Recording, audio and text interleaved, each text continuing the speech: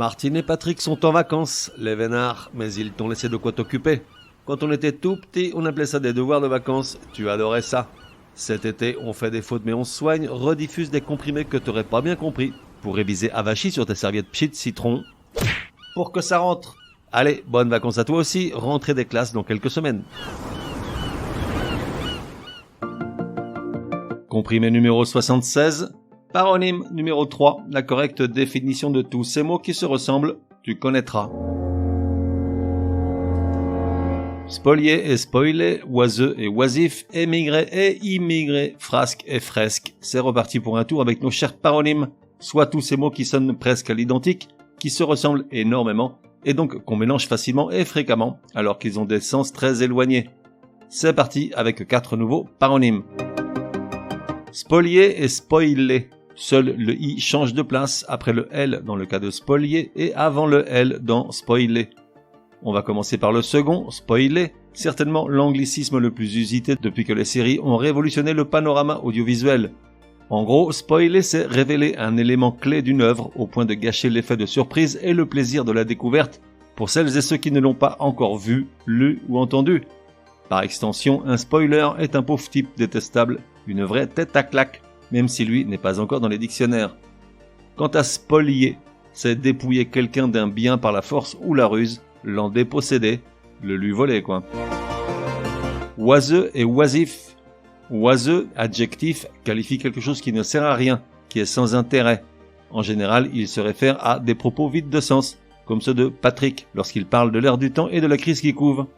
De l'autre côté, oisif, adjectif ou non, se réfère à une personne sans occupation, qui n'exerce aucune activité permanente.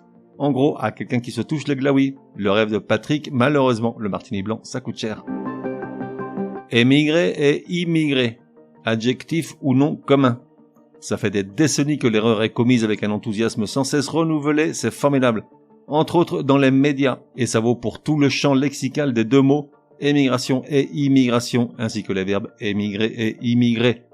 Pour faire simple, un émigré désigne une personne quittant son propre pays pour vivre dans un autre pays, tandis qu'un immigré désigne une personne entrant au sein d'un pays dont elle n'est pas originaire pour s'y installer.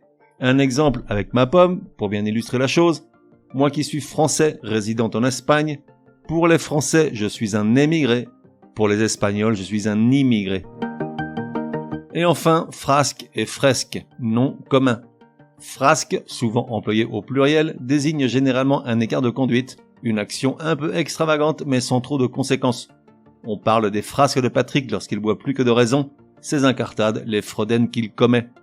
Fresque, en revanche, s'utilise le plus fréquemment pour parler d'une grande peinture murale, par exemple celle de Michel-Ange pour la décoration de la chapelle Sixtine au Vatican, mais il s'emploie également pour parler d'une vaste œuvre culturelle, littéraire ou audiovisuelle de grande ampleur, couvrant toute une époque ou une société. Résumé du comprimé numéro 76. Pour que ça rentre, comment bien faire la différence entre tous ces mots qui se ressemblent, appelés également paronymes. Spolier et spoiler. Spoiler, c'est révéler un élément clé d'une œuvre culturelle en éliminant l'effet de surprise, tandis que spolier, c'est dépouiller quelqu'un d'un bien par la force ou la ruse, l'en déposséder. Oiseux et oisif. Oiseux qualifie quelque chose qui ne sert à rien, qui est sans intérêt, qui fait perdre du temps, des propos vides de sens, tandis que oisif se réfère à une personne sans occupation, qui n'exerce aucune activité permanente. Émigré et immigré. Un émigré désigne une personne quittant son propre pays pour vivre dans un autre pays, tandis qu'un immigré désigne une personne entrant au sein d'un pays dont elle n'est pas originaire pour s'y installer. Frasque et fresque.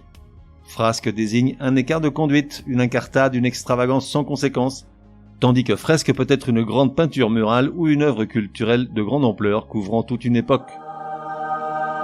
On fait des fautes, mais on soigne, te donne rendez-vous demain pour un nouveau comprimé, au moins aussi énervant que celui-ci. Prends bien note, s'il y a une règle de français qui t'énerve grave, soumets-la à Martine et Patrick, ils seront ravis, aussi crétins soient-ils, de la décortiquer lors d'un prochain comprimé. Pour cela, une seule adresse, contact@uncompriméparjour.com. Enfin, n'oublie pas de laisser un chouette commentaire et tout un tas d'étoiles sur ta plateforme de podcast préférée. Ça serait drôlement chouki.